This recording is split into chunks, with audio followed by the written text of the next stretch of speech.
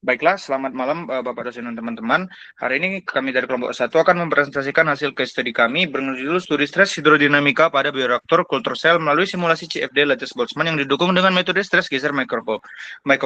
Dengan anggota kelompok adalah saya sendiri dengan NIM 013, Muhammad Ralfi dengan NIM 005, Aurel dengan NIM akhir 025, Daniel dengan NIM akhir 028, dan Rizka dengan NIM akhir 041. Oke, kita masuk ke bagian pendahuluan. Di sini yang akan dibahas latar belakangnya adalah masalah di kultivasi sel mamalia skala industri yang memerlukan waktu yang panjang dan distribusi nutrisi yang memadai, sehingga diperlukan metode mekanis yang sesuai agar proses dapat berjalan dengan baik. Tidak boleh terlalu kuat karena dapat merusak sel dan tidak boleh terlalu lemah karena itu nanti dapat mengakibatkan kurangnya nutrisi yang masuk. Dan parameter dikaji ini berupa REM atau Reynolds Number Impeller pada berbagai tipe bioreaktor untuk menentukan aliran pada bioreaktor, dan juga menggunakan metode CFD dan Tmax atau tegangan shear stress max untuk menggambarkan gaya yang bekerja akibat pengadukan. Nah, di mana fokus pemilihan jurnal ini adalah sebagai bahan analisis kondisi hidrodinamika melalui parameter area impeller disertai galat untuk menguji efektivitas perhitungan. Baik, selanjutnya penelitian kami menggunakan data sekunder dari penelitian Strom et al. 2024 mengenai hidrodinamika pada stirred tank reactor atau STR. Dan data yang kami gunakan meliputi ukuran bioreaktor, kecepatan putar impeller, dan diameter impeller, dan densitas fluida, serta viskositas dinamis fluida. Dan hasil perhitungan yang kami lakukan digunakan untuk menganalisis pengaruh variasi parameter terhadap karakteristik hidrodinamika dalam proses pengadukan bioreaktor.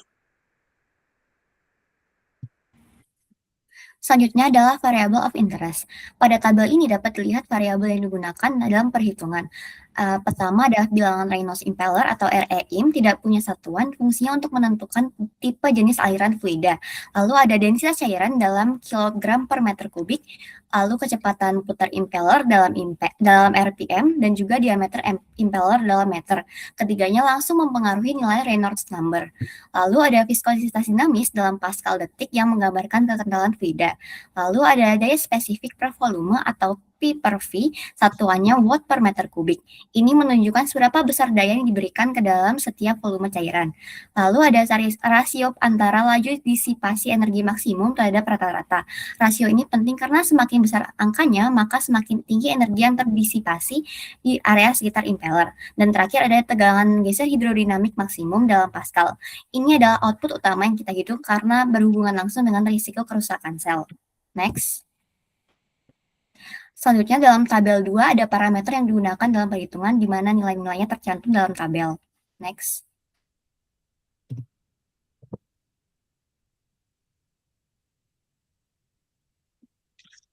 Baik, persamaan yang digunakan meliputi persamaan untuk mencari Reynolds number dari impeller, lalu mencari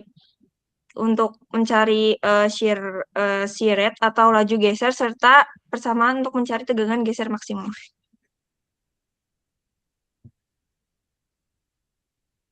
Next. Berikut merupakan hasil perhitungan untuk Reynolds number impeller. Impeller merupakan bagian yang berputar yang digunakan untuk mengaduk pada bioreaktor. Dan di dalam bioreaktor ini, semakin besar ukuran bioreaktor, maka tidak hanya putaran yang harus dipercepat, tetapi juga ukuran impeller harus diperbesar. Dan yang kita mau dari pengadukan ini dilihat dari bilangan Reynolds.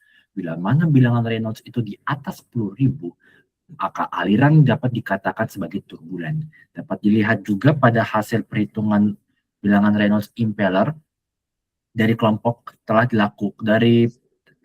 dilakukan perhitungan dan dibandingkan dengan literatur menggunakan rumus yang sebelumnya telah dipaparkan, dapat diperoleh galat sebagai berikut. Hal ini secara umum menyatakan bahwa bilangan Reynolds impeller itu menunjukkan aliran, dan yang kita mau itu adalah aliran turbulen di atas 10.000. Maka dapat dilihat dari hasil seperti ini dengan spesifikasi alat dan putaran seperti ini.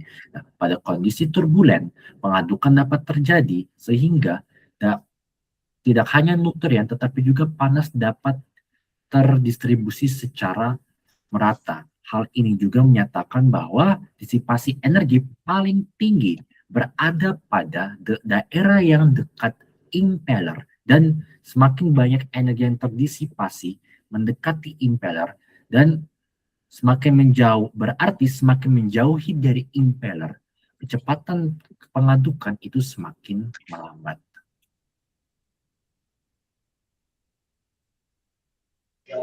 Baik, yang selanjutnya itu adalah perhitungan tegangan geser atau shear stress. Pertama-tama kita perlu mengetahui dulu apa itu tegangan geser.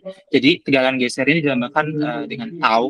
Itu adalah gaya yang bekerja secara tangensial atau sejajar pada suatu luasan permukaan yang memicu deformasi fluida. Untuk visualisasi dari tegangan geser sendiri itu bisa dilihat pada slide. Nah, tegangan geser ini penting untuk diketahui dalam kasus bioreaktor karena sel mamalia tidak memiliki membrane sel, sehingga sangat mungkin untuk rusak akibat adanya agitasi dari impeller. Nah, dalam perhitungan dari tegangan geser, salah satu variabel yang paling berpengaruh adalah nilai disipasi maksimum. Nah, nilai ini adalah laju konversi perubahan energi kinetik mekanik dari pengadukan menjadi energi panas. Hal ini bisa disebabkan dari turbulensi dan juga gaya gesek yang tercipta akibat agitasi. Nah, dengan menghitung melalui persamaan 3 dan mensubstitusi nilai disipasi maksimum dengan 4 variasi yang berbeda, diperoleh tau max perhitungan yang dapat dilihat pada tabel dan juga tau max literatur yang bisa dilihat pada tabel juga dengan rata-rata galat sebesar 2,2%. Next. Baiklah, untuk kesimpulan berdasarkan kita menggunakan data-data yang telah disediakan pada data sebelumnya, data nilai N sama berupa per meter, RE atau Renault number menunjukkan nilai sebesar 9.663,06. Nah, dengan garis yang sangat rendah, di mana garis tertinggi adalah pada skala bioreaktor 12.500 liter. Perhitungan Tmax atau shear stress max juga memberikan garis yang kecil, menunjukkan pendekatan perhitungan yang dilakukan sudah sangat baik, dan metode digunakan layak digunakan sebagai dasar analisis perancangan scale up bioreaktor. Selanjutnya ini adalah data pustaka yang kami gunakan. Next. Baik, terima kasih. Sekian presentasi dari kami. Jika ada yang ingin ditanyakan, silakan untuk menulis pertanyaan tersebut di kolom komentar. Terima kasih.